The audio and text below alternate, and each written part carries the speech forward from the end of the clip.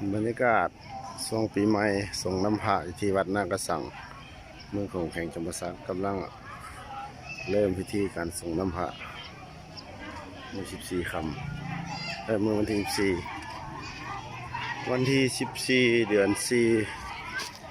2019ที่วัดนากระสังส่งน้ำพระอันนี้ผู้ใหญ่ทั้งเนื้อเขาต้องอะไรผมผู้ใหญ่ไหวคนรอคนโก้สมัยตะกี้เดี๋ยวนี้เขาโก้แล้ว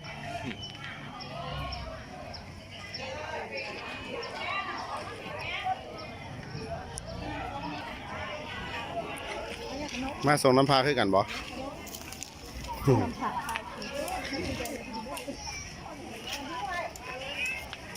ลูกแรกเอานี่ไปไว้แล้วก็คุสีแดงนี่หั่นอ่ะ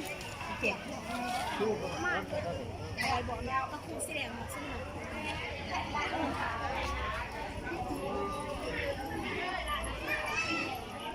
บรรยากาศคึกคืนเนาะที่วัดนากระสัง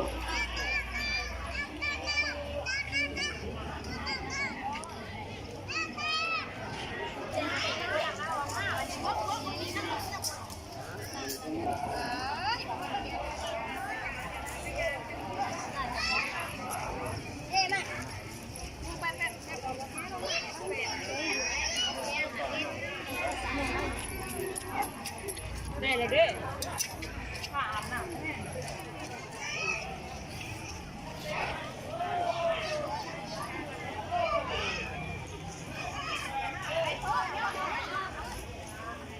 เรียกมีเลิกอะไรนะฮะเรียกมีเลิกพ่อคนต้องไปไม่ทารถไม่ทารถไม่ทาเยี่ยวไปสู่เกณฑ์นี่ไปดิมีแล้วบ่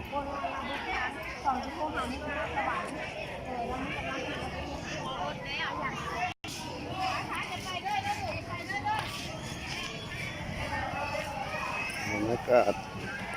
ส่งน้ำพระวัดนากระสัง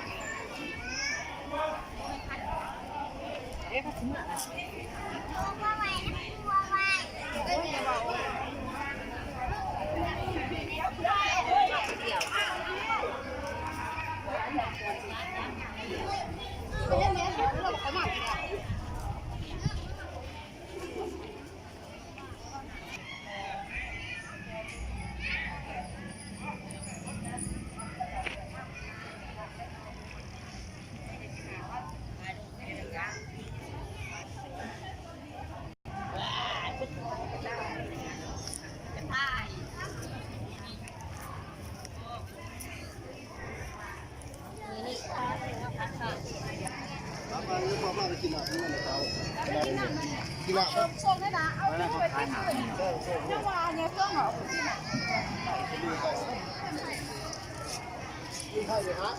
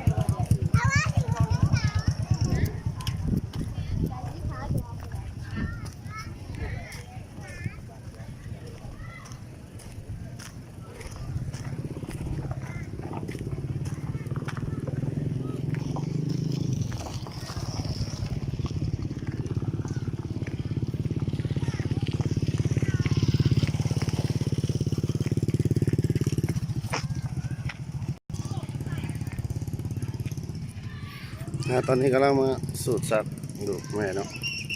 ที่วัดนากระสังกูบาเป็นพร้อมแล้วบ่เอาใส่ดงมา